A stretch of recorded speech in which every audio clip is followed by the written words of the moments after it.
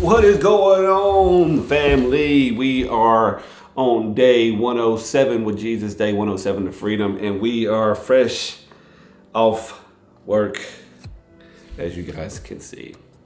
I might as well be a spokesman for freaking Cintas, man. Wearing this stuff every time. But yeah, day 107 with Jesus, day 107 to freedom. Nothing on fitness, man.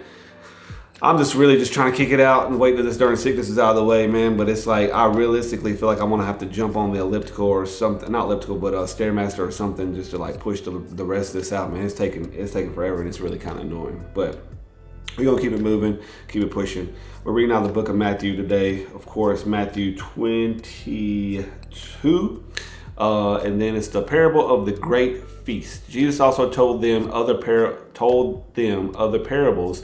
He said the kingdom of heaven can be illustrated by the story of a king who prepared a great wedding feast for his son. When the banquet was ready, he sent his servants to notify those who were invited, but they all refused to come. So he sent other servants to tell them the feast had been prepared. The bulls and the fattening cattle had been killed and everything is ready. Come to the banquet. But the guests he had invited ignored them and went their own way. One to his farm, another to his business. Others seized his messengers and insulted them and killed them. The king was furious and sent out his army to destroy the murderers and burnt their town. And he said to his servants, "The wedding feast is ready.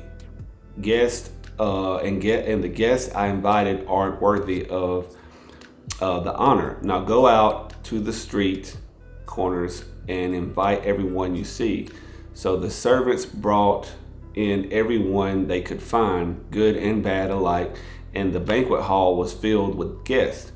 But when the king came in to meet the guests, he noticed a man who wasn't wearing the proper clothes for a wedding. Friend, he asked, "How is it that you are here without wedding clothes?" But the man had no reply. The king said to his,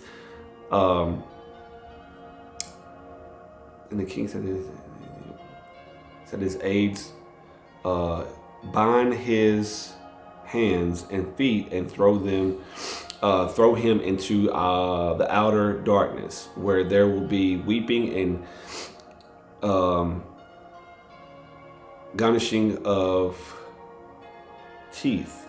For many are called, but few are chosen." Okay.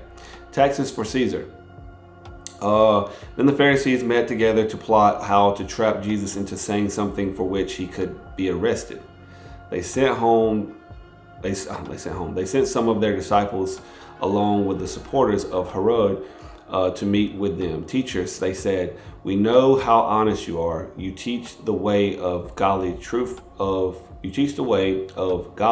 truthfully. You are impartial and don't play favorites. Now tell us what you think about this. Is it right to pay taxes to Caesar or not?" But Jesus knew their evil motives. "You hypocrites," he said, "why are you trying to trap me? Here, show me the coin you used for the tax." When they handed him a Roman coin, he asked whose picture and title are stamped on it. "Caesar's," they replied. Well, then he said, "Give to Caesar what belongs to Caesar and give to God what belongs to God." His reply amazed them and they went away. Discussion about resurrection. The same day Jesus was approached by some Sadducees, religious leaders who say there is no resurrection from the dead. They posed this question: "Teacher, Moses said if a man dies without children, his brother should marry the widow and have a child who will carry on the brother's name. Well, suppose there were 7 brothers. The oldest one married and then died without children.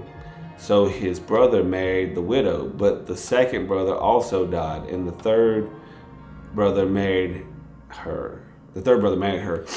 This continued with all 7 of them. Last of all, the woman also died. So tell us, whose wife will she be in the resurrection? For all 7 were married to her. Jesus replied, your mistake is that you don't know the scriptures and you don't know the power of God. For when the dead rise, they will neither marry nor be given in marriage. In the respect, they will be like the angels in heaven. But now, as to whether there will be a resurrection of the dead, haven't you ever read about this in the scriptures?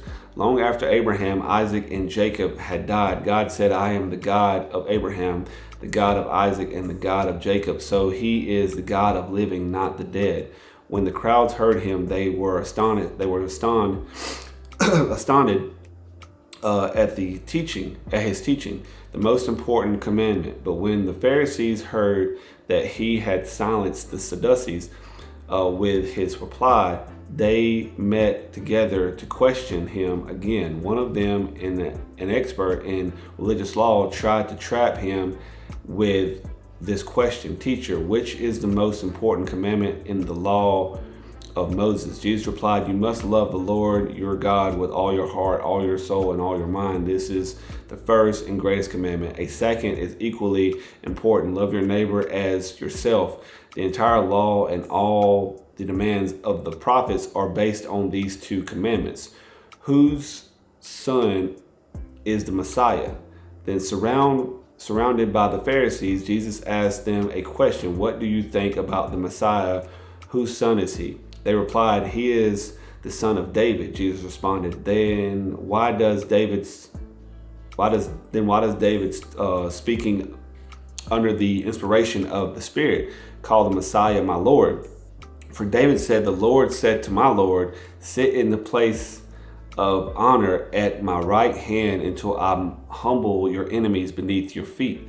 Since David called the Messiah my Lord, how can the Messiah be his son? No one could answer him, and after that, no one dared to ask him any more questions. Checkmate. Oh man, golly, dude. Anybody that prays, pray for me for this darn sickness to go away. I'm so over it. Like last couple of days was a little bit bad because I was just fatigued. I was tired. I was irritated and everything. Now it's just like I'm just congested. As you can hear, it's just like all right here. It just sounds like it's all right there. But we still got motion. We still gonna keep pushing. Tomorrow we'll be on Matthew 23. It's 23, I don't know. Yeah, right there. 23. And we're gonna keep it pushing. We're gonna keep it going. I'm gonna jump off here, give me a shower, relax, swan down for the day because I gotta get this whole fitness thing back moving, bro. And I don't know. It's just, I gotta get back on track with this stuff for one. I got these goals I'm trying to hit and I'm going to hit them and just gotta keep it moving. You know what it is. You know you have those little hurdles you gotta jump over, but we gotta jump over it or we gotta knock this guy down one. But yeah, man, we got this video, about to upload this guy, get this moving, and sorry guys, I was gonna write that real quick. Keep it moving, keep it going, and you know, just keep this stuff rolling like we've been doing, man. You guys already know what it is. It's peace, it's love, and it's happiness. Big faith.